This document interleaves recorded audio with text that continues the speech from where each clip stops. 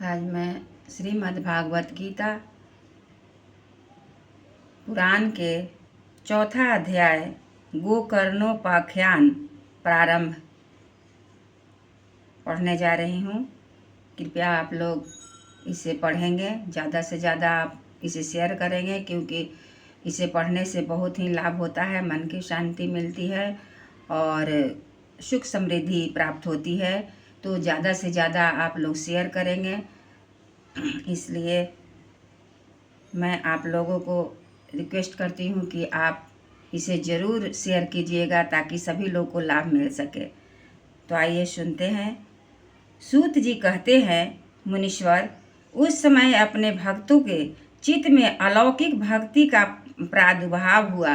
देख, भक्त वत्सल श्री भगवान अपना धाम छोड़कर वहां पधारे। उनके गले में बनमाला शोभा पा रही थी।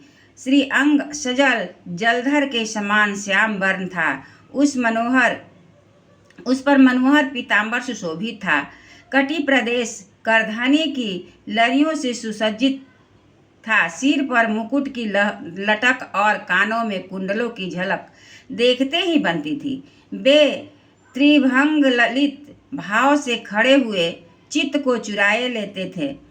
वक्ष स्थल पर कौस्तुभ मणि दमक रही थी। सारा श्री अंग हरिश्चंद्र के से चर्चित था।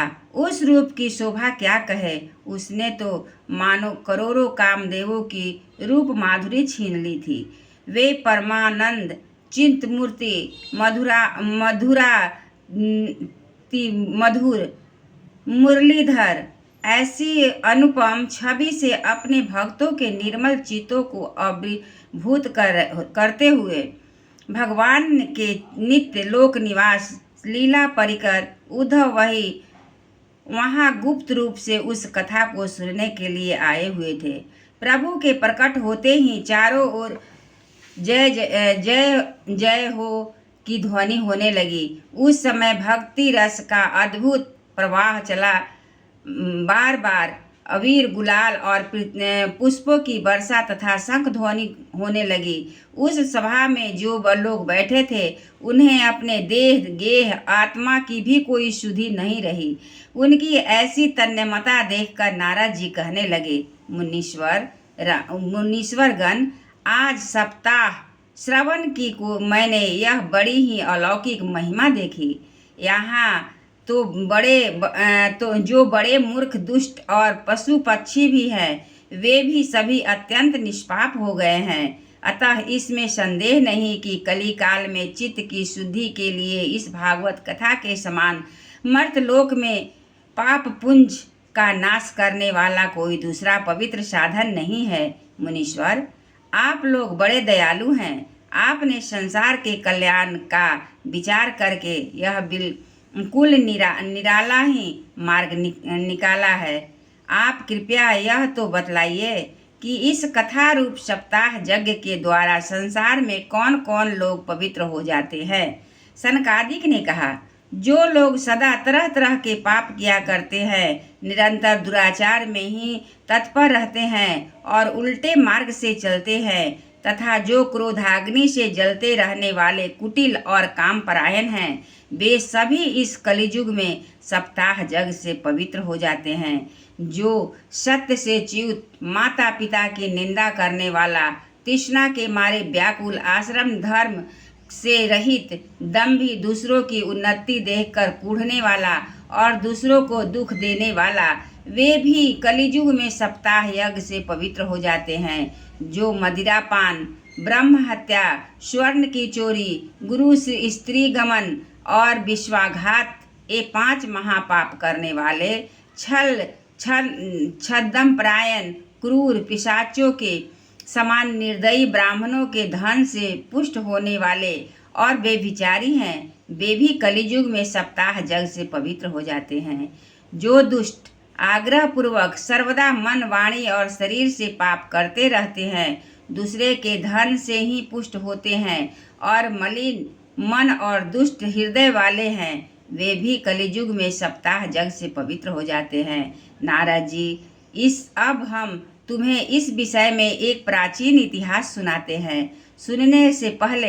इसके उसके सुनने से ही इस सब पाप नष्ट हो जाते हैं। पूर्व काल में तुंगभद्रा नदी के तट पर एक अनुपम नगर हुआ करता था। वहाँ सभी वर्णों के लोग अपने अपने धर्मों का आचरण करते थे, सत्य और सत्कर्म तत्पर रहते थे। उस नगर में समस्त वेदों का विशेषज्ञ और श्रोत स्मार्त कर्मों में निपुण एक आत्मदेव नामक ब्राह्मण रहता था। वह साक्षात दूसरे के सूर्य के समान तेजस्वी था। वह धनी होने पर भी भिक्षाजीवी था। उसकी प्यारी पत्नी धुंधली, कुलीन एवं सुंदरी होने पर भी सदा अपनी बात पर अड़ जाने वाली थी। उसे लोगों की बात करने में सुख मिलता था। स्वभाव था क्रूर, प्रायः कुछ न कुछ बकवास करती रहती थी। गृह कार्य में निपुण थी, कृपण थी और थी झगड़ालू भी। इस प्रकार ब्राह्मण दंपति प्रेम से अपने घर में रहते और विहार करते थे। उसके पास अर्थ और भोग विलास की सामग्री बहुत थी। घर द्वार भी सुंदर थे, परंतु उससे उन्हें सुख नहीं था। जब अवस्था बहुत ढल गई तब उन्होंने संतान के लिए तरह तरह के पुण्य कर्म आरंभ किए और वे दीन दुखियों को गौ, पृथ्वी, स्वर्ण और वस्त्रादि दान करने लगे। इस प्रकार धर्म मार्ग पर उन्होंने अपना आधा धन समाप्त कर दिया, तो भी उन्हें पुत्र या पुत्री किसी का भी मुख देखने को न मिला। इसलिए अब वह ब्राह्मण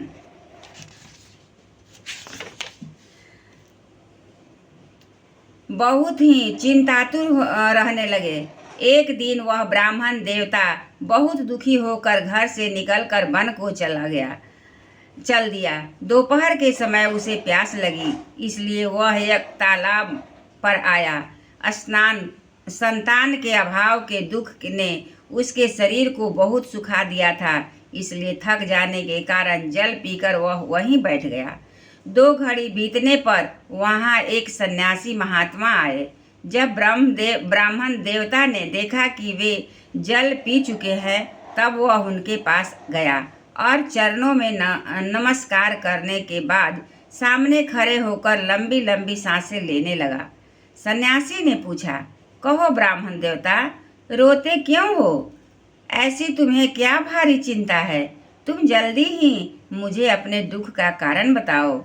ब्राह्मण ने कहा, महाराज, मैं अपने पूर्व जन्म के पापों से संचित दुख का क्या वर्णन करूं? अब मेरे द्वारा ही दी हुई श्रद्धांजलि के जल को अपनी चिंता जनित सांस से कुछ गर्म करके पीते हैं। देवता और ब्राह्मण मेरा दिया हुआ प्रसन्न मन से स्वीकार नहीं करते। संतान के लिए मैं इतना दुखी हो गया हूँ कि मुझे सब सूना ही सूना दिखाई देता है। मैं प्राण त्यागने के लिए यहाँ आया हूँ।